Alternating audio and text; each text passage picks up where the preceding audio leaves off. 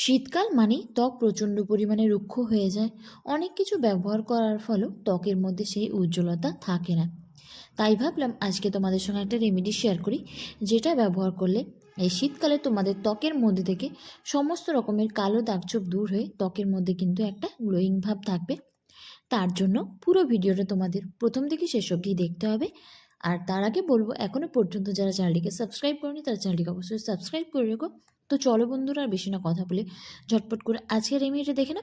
কোন সময় তোমরা রেমেডিটা ব্যবহার করবে, সপ্তাহে কদিন করবে, সব কিছুই বলে দেবো। সবার প্রথমে ফেসটাকে আমি খুব ভালোভাবে ক্লিন করে নিচ্ছি। চাইলে তোমরা ফেস ওয়াশ দিয়েও মুখটাকে খুব ভালোভাবে ধুয়ে নিতে পারো। এরপর বানাবো ফেস প্যাক।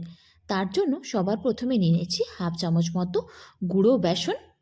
তার সঙ্গে নিচ্ছি 1 চিমটে মতো হলুদের গুঁড়ো, 1 চামচ মতো অ্যালোভেরা জেল। তোমরা চাইলে গাছের অ্যালোভেরা পাতাটাকেও কিন্তু নিতে পারো।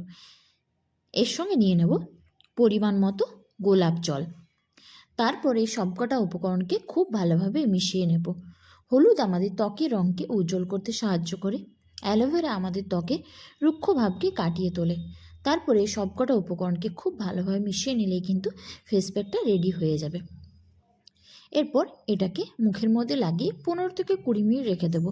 সপ্তাহে 2 থেকে 3 দিন এই রেমেডিটাকে তোমরা চেষ্টা করো যে কোনো সময় ব্যবহার করার। কিন্তু যেহেতু এর মধ্যে হলুদ ব্যবহার করা হয়েছে, বাইরে বেরিও না। যদি একান্তই তোমাদেরকে রোদে বেরোতে হয় তাহলে অবশ্যই একটা সানস্ক্রিন ব্যবহার করে নিও। 15 থেকে 20 মিনিট এটাকে মুখের মধ্যে রেখে সেটাকে তোমরা নর্মাল জল দিয়ে ধুয়ে নিও। এই রেমেডিগুলো কিন্তু ছেলেরাও ব্যবহার করতে পারবে। কিছুদিন ব্যবহার করলে দেখবে ধীরে ধীরে তোমাদের ত্বকের মধ্যে থাকা কালো দাগছোপ খুব সহজে দূর হয়ে যাবে। আর সবশেষে তোমরা যে কোনো ধরনের একটা টোনার এবং ময়শ্চারাইজার অবশ্যই ব্যবহার করে নিও।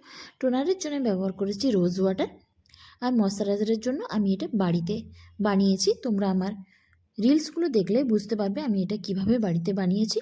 রেমেডিটা ভালো লাগলে অবশ্যই তোমরা ট্রাই করে দেখতে পারো। আর এখনও পর্যন্ত যারা চ্যানেলটিকে সাবস্ক্রাইব করোনি তারা চ্যানেলটিকে অবশ্যই সাবস্ক্রাইব করে রেখো। আর ফেসবুক থেকে দেখে থাকলে পেজটাকে ফলো করে রেখো।